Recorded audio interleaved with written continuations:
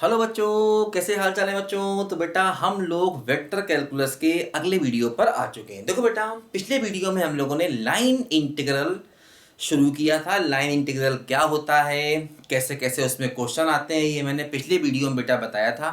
पिछला वाला वीडियो बेटा जरूर जाकर आप पढ़ लीजिए, नीचे प्लेलिस्ट का पूरी लिंक दिया है, उस लिंक को टच करते ही आपको वेक्टर कैलकुलस के बेटा सारे वीडियोस मिल जाएंगे। और भी बहुत से टॉपिक बेटा मैं अपलोड कर रहा हूँ, तो सारे टॉपिक आप या तो प्लेलिस्ट पे जाके देख सकते हैं या फिर उसको सर्च कर सकते हैं। सर्च कैसे करना है, जैसे आप लिख दीजिए vector calculus by HD mathematics, तो वेक्टर कैलकुलस के सारे वीडियो एक साथ आपको मिल जाएंगे। जो भी टॉपिक आपको चाहिए आप लिख दीजिए modern algebra by HD mathematics, आपको मिल जाएगा। आप लिख दीजिए complex integration by HD mathematics, तो आपको मिल जाएगा। ठीक है बच्चों, वैसे मैंने पूरी प्लेलिस्ट का नीचे लिंक दिया है जिसमें वेक्टर कैलकुलस की प्लेलिस्ट का लिंक है।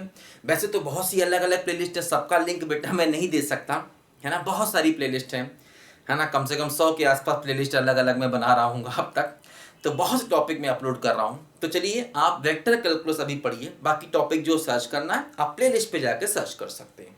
ठीक है, या टॉपिक के नाम और बाय HD मैथमेटिक्स से भी आप सर्च कर सकते हैं। देखो बच्चों, आज हम लोग लाइन इंटीग्रेशन के कुछ अच्छे क्वेश्चंस करेंगे, है ना, और ये सीखेंगे आखिर लाइन इंटीग्रल के क्वेश्चन कैसे हम कर सकते हैं। देखो बच्चों, मान लो हमें यहाँ पर एक क्वेश्चन करना है लाइन इंटीग्रल का।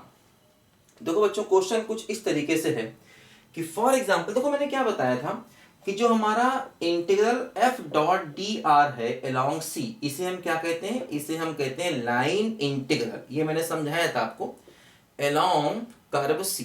तो कर्व C के अलोंग बच्चों ये हमारा लाइन इंटीग्रल होता है। और ध्यान रखना बच्चों, ये जो लाइन इंटीग्रल है ना, ये जो लाइन इंटीग्रल है ये रिप्रेजेंट करता है वर्क डन, वर्क डन, ठीक है, by force F, work done by force F, ठीक है, moving a particle, moving A particle, ठीक है, along curve C, along curve C। देखो बच्चों ध्यान दो, ये जो हमारा लाइन इंटीग्रल है इससे हम वर्क डन की वैल्यू भी निकाल सकते हैं, है ना। जैसे आपने पढ़ा होगा सिंपल वाले केस में वर्क डन क्या होता है, F.D होता है ना।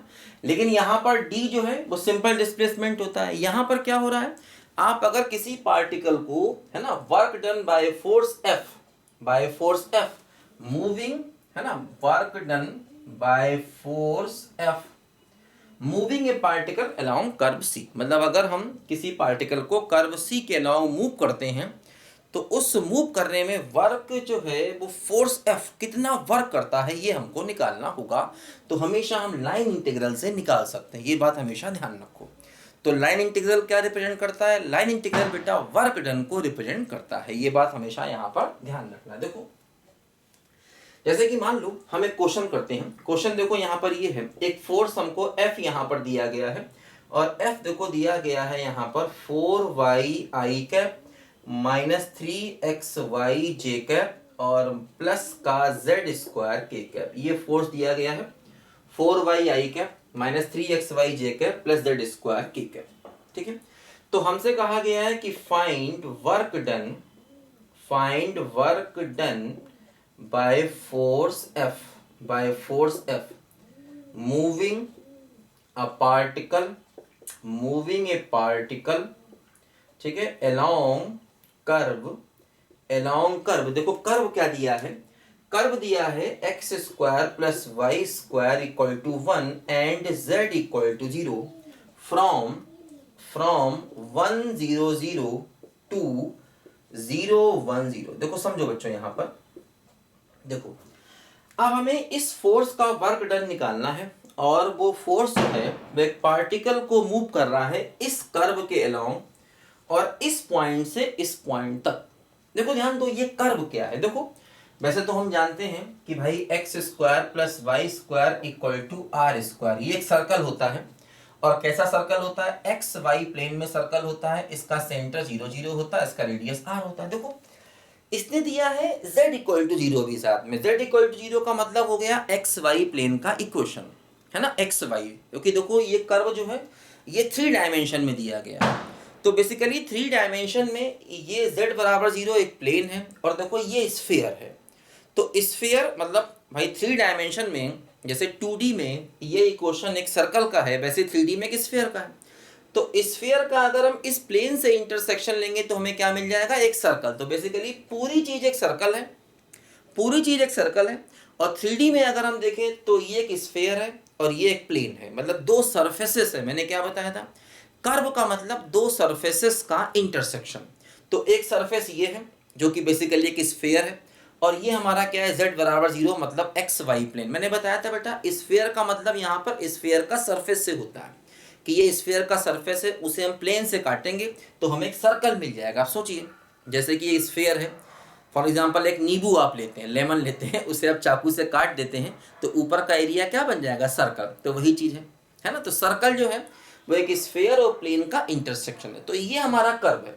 तो इस कर्व के अलॉन्ग इस पॉइंट से इस पॉइंट तक अगर एक पार्टिकल मूव करता है तो हमें इस फोर्स का वर्क डन निकालना है। तो हमने देखा कि फोर्स का वर्क डन मतलब वही लाइन इंटीग्रल, और कर्व हमें दिया गया। तो देखो हमें बेसिकली निकालना क्या है, हमें इस फोर्स का मतलब जो हमें फोर्स दिया है हमें इसका लाइन इंटीग्रल निकालना है। तो बच्चों देखो वर्क जो हो गया वो हो गया integral F dot d r. F ये देखो डी आर क्या होता है, डी आर होता है i d x plus j d y plus k d Z.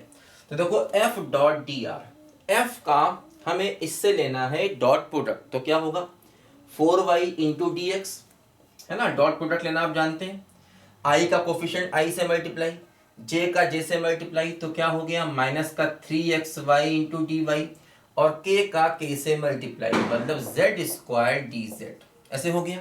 अब देखो समझो ध्यान से, हमें जो कर्व है वो देखो इस फॉर्म में दिया गया। अब अगर कर्व इस फॉर्म में दिया गया तो हम क्या करें, जैसे कि पिछले वाले क्वेश्चन में हमने देखा था, क्या था, कुछ ऐसे करके था कि शायद y भी इन टर्म्स ऑफ x था और z भी इन टर्म्स ऑफ x था। पिछले वीडियो में जो हमने पहला क्वेश्चन किया था लाइन इंटीग्रेशन का, उसमें ऐसा था। लेकिन यहाँ पर किसी सिंगल वेरिएबल में तो दिया नहीं गया, हम चाहें तो बना सकते हैं। दो कैसे, देखो जैसे यहाँ से y की value in terms of x निकाल लें, लेकिन z बराबर 0 है, तो ऐसा कर सकते हैं। तो हम चाहें तो इसको इन टर्म्स ऑफ x लिख लें, और ये z बराबर 0 है, तो ऐसा कर सकते हैं। या देखो एक काम ये करो कि ऐसे केस में जो ज़्यादा सही रहता है देखो वो ये कि सबको पैरामीटर में लिखो। देखो कैसे, जैसे x square plus y square equal to 1 है ना। तो इसका parametric equation x equal to हम लोग लिख सकते हैं जैसे कि x square plus y square बराबर आर स्क्वायर। अगर कभी भी हो तो आप x की वैल्यू लिख सकते हैं r cos थीटा, और y की वैल्यू क्या लिख सकते हैं r sin थीटा, है ना। तो वही चीज है। तो r की वैल्यू यहाँ पर 1 है ना, ये सर्कल का पैरामीट्रिक इक्वेशन होता है। यहाँ पर r की वैल्यू 1 है, तो x equal to cos theta और y equal to sine theta, और z बराबर क्या दिया गया 0। तो एक तरीके से ये वही इन टर्म्स ऑफ t दिया गया। जैसे मैंने बताया था कि भाई कर्व की equation x as a function of t, y as a function of t and z as a function of t दी जा सकती है। तो यहाँ पर t की जगह पर थीटा इन्होंने हमको दे दिया।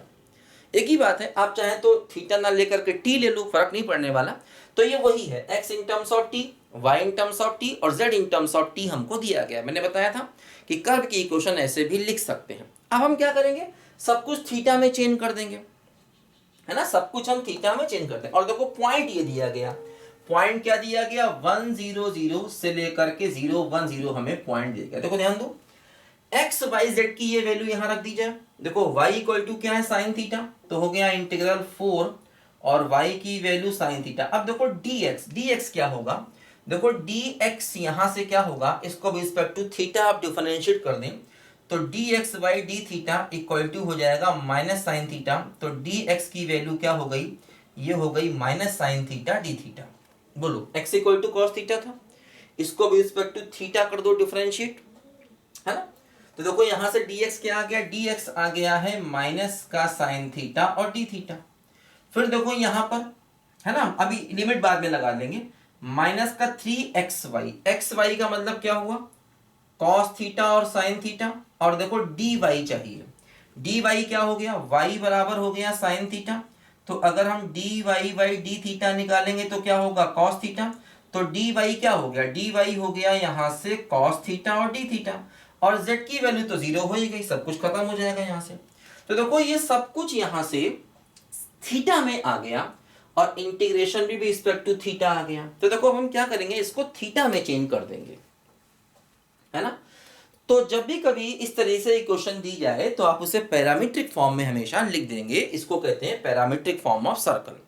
तो बेसिकली ये सर्कल है, कहाँ सर्कल है, ये एक्स वाई प्लेन का एक सर्कल है। z बराबर 0 देने का मतलब एक्स वाई प्लेन का सर्कल। ठीक है बच्चों, तो ये वैल्यू हमने यहाँ लिख दी, y की जगह उसकी वैल्यू पुट कर दी, और dx की वैल्यू यहाँ से हमने रख दी, है ना। और एक्स वाई की देखो वैल्यू यहाँ से हमने पुट कर दी, और dy की वैल्यू देखो हमने यहाँ पर रख दी। अब देखो हम यहाँ पर इसको थीटा के टर्म में सबको ले लेंगे। देखो ध्यान दो, ये हो गया है इंटीग्रेशन माइनस का 4 साइन स्क्वायर थीटा, चाहे तो माइनस को बाहर ले लो, है ना। तो माइनस का 4 साइन स्क्वायर थीटा और प्लस का हो जाएगा 3 साइन थीटा और कॉस स्क्वायर थीटा और डी थीटा। ठीक है, माइनस बाहर आ गया, 4 साइन स्क्वायर थीटा और ये प्लस का 3 sine theta cos square theta. अच्छा, अब देखो लिमिट क्या लें, देखो समझो, लिमिट निकालना बहुत इंपॉर्टेंट। देखो क्या है, x इक्वल टू क्या था, कॉस थीटा था, और y इक्वल टू क्या था, साइन थीटा था, और z इक्वल टू 0 था। देखो पहले ये 1 0 0 यहां रखो, 1 0 0 यहां रखो, मतलब x को रखो 1 कॉस थीटा, y को रखो 0 साइन थीटा, और z को रखो 0। देखो तो क्या हुआ, कॉस की वैल्यू 1 साइन की वैल्यू 0। ऐसा कब होता है, जब थीटा की वैल्यू 0 हो। देखो थीटा इक्वल टू 0 होने पर कॉस 1 होगा, साइन 0 होगा। दोनों इक्वेशन को सेटिस्फाई करना होगा, ध्यान रखना, बात समझे। तो थीटा 0 हो गया। अब देखो दूसरा पॉइंट क्या है, 0 1 0, वो यहां पर रखो, मतलब x को रखो 0, तो 0 बराबर कॉस थीटा, y को रखो 1, तो 1 बराबर साइन थीटा, और z को रखो 0, तो 0 बराबर 0, है ना। जब z की वैल्यू 0 रखोगे तो 0 बराबर 0 आएगा, मतलब ये ऑटोमेटिकली सेटिस्फाइड है ना। भाई 0 1 0 रखना है, तो x को 0, y को 1 और z को 0। अब देखो ये कब पॉसिबल है, ये तब पॉसिबल है जब थीटा कितना हो, π/2 हो। तो थीटा की अपर लिमिट हो जाएगी π/2, लोअर लिमिट देखो यहां से थीटा की वैल्यू 0 हो जाएगी, और अपर लिमिट थीटा की क्या हो जाएगी, π/2। तो ऐसे लिमिट निकालनी होगी, ध्यान रखना। एक्स वाई जेड की जगह पूरा पॉइंट रखेंगे, और ऐसा पैरामीटर लेंगे जो सारी इक्वेशन को एक साथ सेटिस्फाई करे। ये बात यहाँ पर ध्यान रखनी, बहुत इंपॉर्टेंट है ये बात, समझो ध्यान से। ऐसे हमें यहाँ पर लिमिट निकालनी होगी। तो लिखो जरा बच्चों ध्यान से इसको पहले। अब हम लोग क्या करेंगे बच्चों, इसको इंटीग्रेट करना बाकी रह गया, और इंटीग्रेशन करने में तो आप एक्सपर्ट हैं ही। बताओ भाई, इंटीग्रेशन तो आप करना जानते ही हैं कर लोगे इंटीग्रेशन, आसान है। लिखो, अच्छा पहले लिखो, फटाफट बताते हैं इंटीग्रेशन कैसे करोगे। देखो, है ना, तो हमें इसकी वैल्यू यहां पर निकालनी होगी, तो हमें इंटीग्रेशन करना बाकी रह गया, वही अपना वर्क डन हो जाएगा। प्यार दीवाना होता है, मस्ताना होता है, हर खुशी से हर गम से बेगाना होता है। सुनो किसी शायर ने ये, देखो बच्चों साइन स्क्वायर को इंटीग्रेट कैसे करोगे भाई, ये आपने फार्मूला पढ़ा है, cos 2 theta 1 - 2 sine square theta होता है। तो साइन स्क्वायर थीटा की वैल्यू क्या हो जाएगी, 1 - cos 2 थीटा/2। ये यहाँ रखोगे तो क्या होगा, देखो ये यहाँ पर होगा, इसमें से -4 को बाहर ले लो, इंटीग्रल 0 to π/2 साइन स्क्वायर की देखो वैल्यू ये हो गई 1 - cos 2 थीटा/2 डी थीटा, और इसका इंटीग्रेशन अलग करना होगा, है ना। यहाँ पर देखो क्या होगा, 3 बाहर आएगा, और इसका इंटीग्रेशन कैसे करोगे, इसमें क्या होगा, देखो cos थीटा को t मान लो, इस वाले के लिए cos थीटा को t माना, तो क्या हुआ, -sin थीटा डी थीटा बराबर dt। तो साइन थीटा डी थीटा बराबर क्या हो गया, -dt हो गया। तो 3 यहां बाहर है, cos थीटा को t माना तो t, है ना, t स्क्वायर, और साइन थीटा डी थीटा क्या हो गया, माइनस का dt। और देखो यहां पर थीटा की लिमिट क्या, 0 से π/2 है। तो जब थीटा को 0 लोगे तो t 1 आएगा, जब थीटा को π/2 लोगे तो t 0 आएगा। बात समझे, बोलो भाई। देखो 0 से π/2 लिमिट है, तो हमने वेरिएबल को चेंज किया, तो जब थीटा को रखोगे 0 तो t1 आ जाएगा, जब थीटा को रखोगे π/2 तो t0 होगा, इतना आप जानते हैं। अच्छा अब देखो क्या हो गया, माइनस बाहर है तो हो गया 4, और देखो ये क्या हो गया 1/2 बाहर है, इसका इंटीग्रेशन करो तो 1 का इंटीग्रेशन थीटा और cos 2 थीटा का इंटीग्रेशन क्या हो गया sin 2 थीटा/2, और लिमिट क्या हो गया 0 से π/2 आ गया, ये इसका अलग आ गया इंटीग्रेशन। अच्छा है ना, इसका अलग हो गया। अब देखो ये क्या बचा, ये बचा -3 और t² बचा, तो t² का इंटीग्रेशन क्या हो गया t⁻³ और 1 से 0 हो गया। अब देखो ये हो गया माइनस, और यहाँ पर देखो ये 2 2 4 कैंसिल हो गया, माइनस बाहर आ गया, थीटा की जगह रखोगे π/2 तो sin π और माइनस sin 0, है ना, और यहाँ पर देखो 3 3 कैंसिल हो गया, माइनस बाहर आया, t की जगह 0 और -1 हो गया, ठीक है ना, ऐसे करके हो गया। बताओ भाई थीटा की जगह, एक सेकंड, थीटा की जगह भी π/2 रखना होगा, सॉरी देखो ये तो कैंसिल हो गया 2, नहीं ये कैंसिल नहीं हुआ, सॉरी ये हुआ 2 और ये हुआ 2, थीटा की जगह क्या आएगा π/2 और माइनस थीटा की जगह जब π/2 रखोगे sin π हो जाएगा 0, फिर माइनस करके थीटा की जगह रखोगे 0 तो दोनों 0 हो जाएंगे, है ना, समझ जाओगे, कोई दिक्कत नहीं।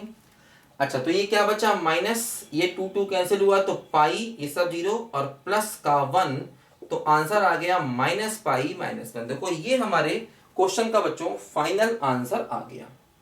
तो मतलब वर्क की वैल्यू यहाँ नेगेटिव आई, तो ऐसा फिजिक्स में बोला जाता है कि वर्क की वैल्यू नेगेटिव आई, इसका मतलब वर्क किसी और फोर्स ने किया, हमारा फोर्स सब बस ऐसे बैठा हुआ था। जैसे मान लो एक बॉडी है ना, फिजिक्स का टर्म बता रहा हूँ, फिजिक्स के टर्म में, तो आंसर ये ठीक है, कोई दिक्कत नहीं। वर्क की वैल्यू देखो नेगेटिव क्यों आई, जैसे मान लीजिए एक बॉडी है, अगर ये बॉडी मैं ऊपर ले जाऊं तो इस पर mg इसका वेट नीचे काम कर रहा है, तो बॉडी हम खींच रहे हैं तो हम वर्क कर रहे हैं, लेकिन जो mg का वर्क होगा वो नेगेटिव होगा, क्योंकि mg लग तो रहा है नीचे लेकिन वो वर्क तो कर नहीं रहा, बॉडी तो ऊपर जा रही है। तो अगर हम बॉडी को ऊपर ले जाएंगे तो हम वर्क कर रहे हैं, तो हम जो वर्क कर रहे हैं वो पॉजिटिव होगा, लेकिन mg चूंकि नीचे लग रहा है, मतलब ऐसा समझिए जो हमारा mg है वो डिस्प्लेसमेंट के अपोजिट है, बॉडी ऊपर जा रही है mg नीचे है, तो मतलब फोर्स जब डिस्प्लेसमेंट के अपोजिट होता है तो हम कहते हैं भाई वो फोर्स नेगेटिव वर्क कर रहा है, मतलब बैठे बैठे खा रहा है, वर्क तो हम कर रहे हैं, हम ताकत लगा रहे हैं, mg तो इसका वेट नीचे लग रहा है कि वो काम नहीं। हाँ अगर ये बॉडी ऊपर से नीचे गिरेगी तो mg का जो वर्क है वो पॉजिटिव होगा, है ना। बस फिजिक्स की छोटी मोटी बातें बता देते हैं आपको, हालांकि फिजिक्स का बड़ा एप्लीकेशन है मैथ्स में कई जगह पर। तो बच्चों ये एक अच्छा क्वेश्चन है, मैंने आपको कराया, जैसे लिखो फटाफट, आगे बढ़ते हैं हम लोग, कुछ और अच्छे क्वेश्चन यहाँ पर करेंगे, ठीक है भाई। मेरे नैना सावन भादो फिर भी मेरा मन प्यासा, फिर भी मेरा मन प्यासा, ऐ दिल दीवाने खेल है क्या जाने, दर्द भरा ये गीत कहाँ से इन ओठों पे आए, दूर कहीं ले जाए, तड़प तड़प के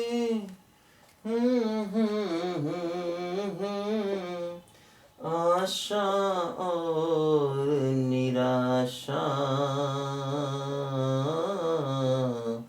फिर भी मेरा मन प्यासा, मेरे नैना सावन भादो फिर भी मेरा मन प्यासा, फिर भी मेरा मन प्यासा।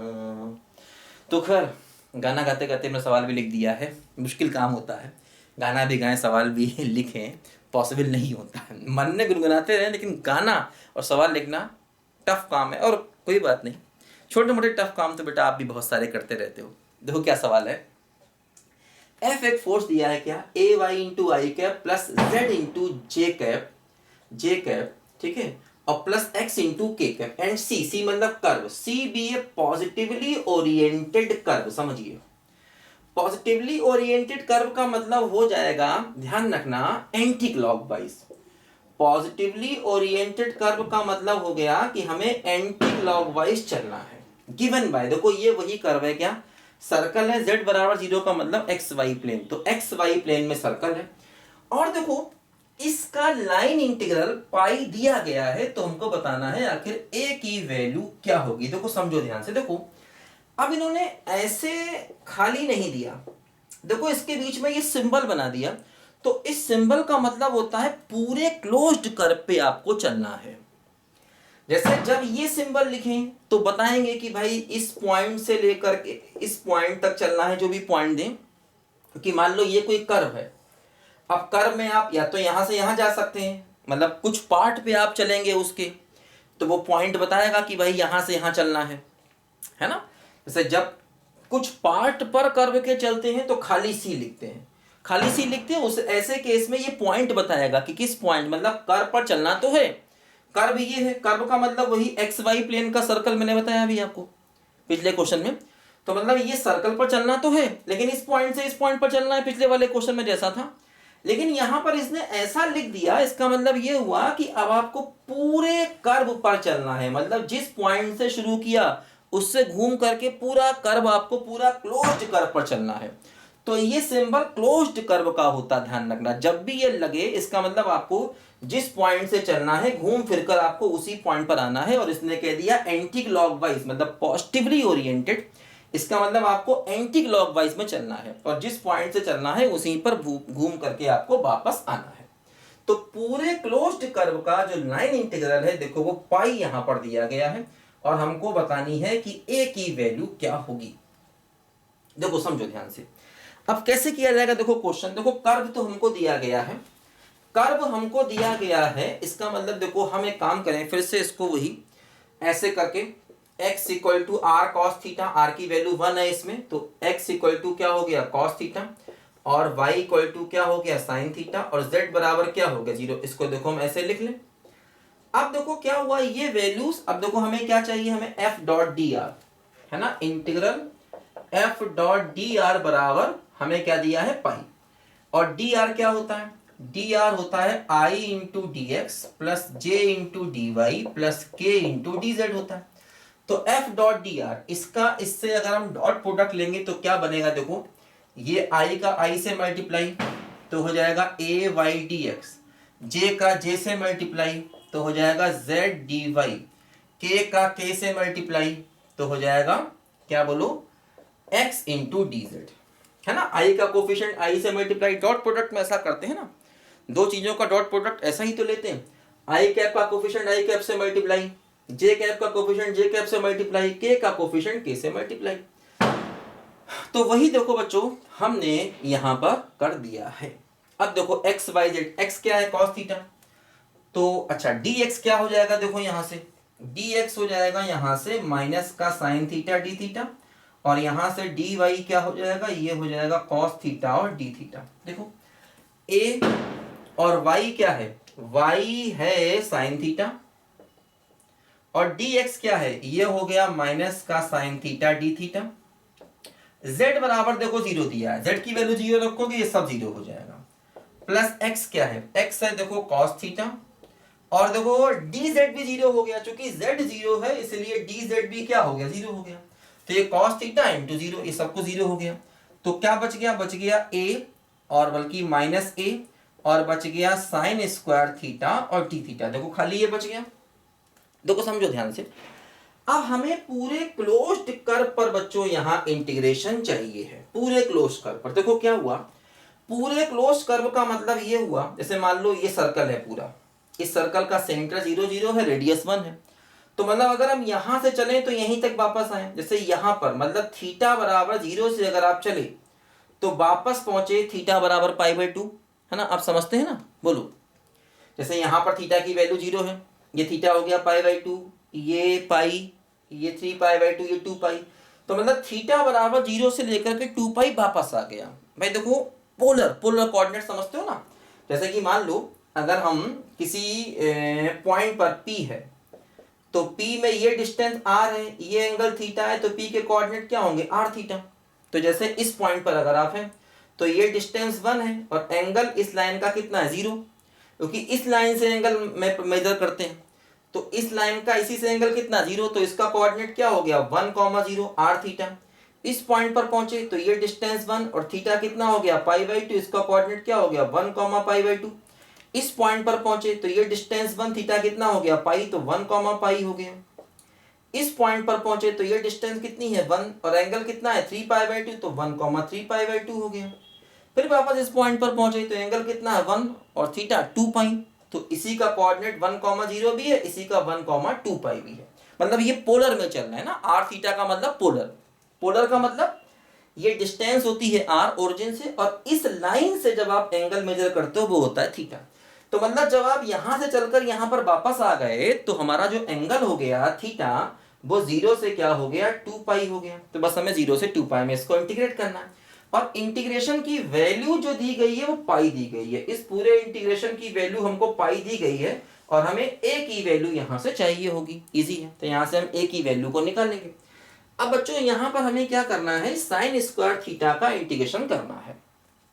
ठीक है, तो साइन स्क्वायर थीटा का हमको इंटीग्रेशन यहां पर करना, मिटा देते हैं इसको। तो देखो साइन स्क्वायर को इंटीग्रेट करने का तरीका आपको मालूम ही है, वही होता है क्या। देखो बच्चों ये जो क्वेश्चन मैं आपको बता रहा हूँ ये IIT जैम में आया हुआ क्वेश्चन है, IIT जैम एग्जाम में। तो ये सब इंपॉर्टेंट क्वेश्चन है, कहीं भी आ सकते हैं। तो जैसे क्या होता है, हमें साइन स्क्वायर थीटा को इंटीग्रेट करना है, तो मैंने क्या बताया था भाई, cos 2 थीटा का फार्मूला होता है 1 - 2 साइन स्क्वायर थीटा। अब ये सब छोटे मोटे इंटीग्रेशन आपको आते होंगे, तो 1 - cos 2 थीटा/2 हो जाएगा। तो इंटीग्रल 1/2 बाहर हो जाएगा, 1 - cos 2 थीटा हो जाएगा और d थीटा हो जाएगा। तो 1/2 बाहर आ गया, 1 का इंटीग्रेशन थीटा और cos का कितना हो गया, sin 2 थीटा/2 हो गया। तो यहाँ पर देखो हम ये कह सकते हैं, इसको मिटा देते हैं सारी चीज़ों को। ठीक है, अभी तुम समझ गए, कोई दिक्कत नहीं। तो क्या हो गया बच्चों, -a इंटीग्रल 0 से 2π, और सॉरी इसका इंटीग्रेशन हमने कर दिया है, ये यहाँ लिख दो। तो माइनस का a और इंटीग्रेशन क्या हो गया, थीटा माइनस sin 2 थीटा/2 और 0 से 2π बराबर पाई दिया गया। देखो अब क्या हो गया, माइनस का a, थीटा की जगह 2π रखो पहले, तो 2π माइनस क्या हुआ, 1/2 और sin 4π। ठीक है, ये एक हुआ, थीटा की जगह 2π रखा, माइनस थीटा की जगह 0 रखो, तो क्या हो गया, 0 - 1/2 और sin 0 है ना, बराबर पाई। भाई देखो sin 4π की वैल्यू 0 होगी, भाई sin nπ हमेशा 0 होता है। sin nπ क्या होता है, 0, n मतलब कोई भी इंटीजर हो सकता है, sin nπ हमेशा क्या होता है, 0। sin π, sin 2π, sin 3π ये सब क्या होते हैं, 0 होते हैं। आपको मालूम है, ग्राफ से भी देख सकते हो। देखो ऐसे ही साइन का ग्राफ होता है, तो ये 0 है, ये पाई है, ये 2π, ये 3π। देखो इन पॉइंट पर साइन की वैल्यू हमेशा क्या हो रही, 0 हो रही। आप समझ सकते, छोटी मोटी बातें, यदि बताना मेरा फर्ज है बातें छोटी मोटी हैं, बताना मेरा फर्ज है। तो क्या हुआ, -a और ये 2π, ये 0 हो गया और ये भी सब 0 हो गया, तो बराबर क्या बच गया, पाई बच गया, है ना।